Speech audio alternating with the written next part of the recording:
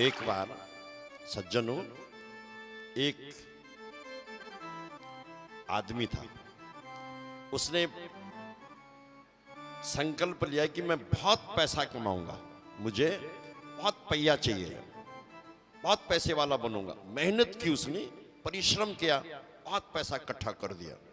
अब उसने कहा साहब अब तो सांवरिया सेठ ने हाथ पकड़ दिया, बस 2-4 साल और कमा लूं, फिर तो बैठी बैठी 10 पीढ़ी खाएगी।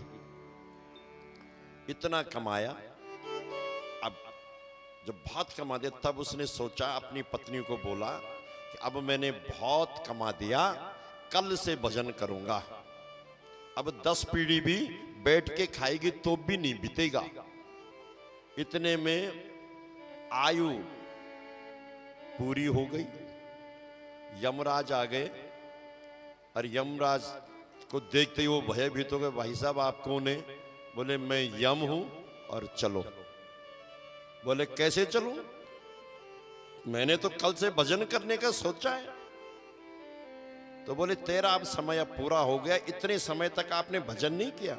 बोले महाराज मैंने तो बहुत भजन नहीं, मैंने कर्म बहुत किया और पैसा बहुत कमाया। अगर आप चाहें तो आधा आप ले लो और आधा में मुझे 1 साल दे दो। आधा में 1 साल दे दो और आधा संपत्ति आप ले लो। उन्होंने कहा ऐसा बिल्कुल नहीं होगा।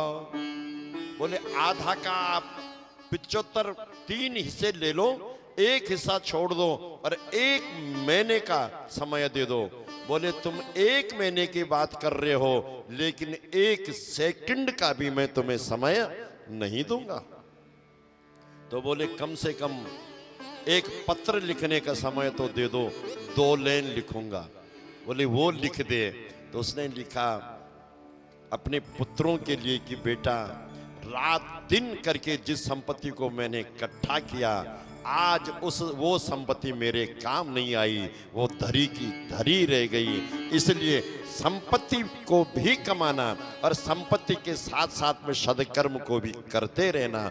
मेरी तरह अंधेरे में मत रहना कि अगर मैंने संपत्ति इकट्ठी की लेकिन शुभ कर्म एक भी नहीं किया, और जो संपत्ति मेरे साथ जानी थी उसकी कमाई नहीं की, और जो संपत्ति यहाँ की यहीं रहती है उस संपत्ति का संग्रह किया।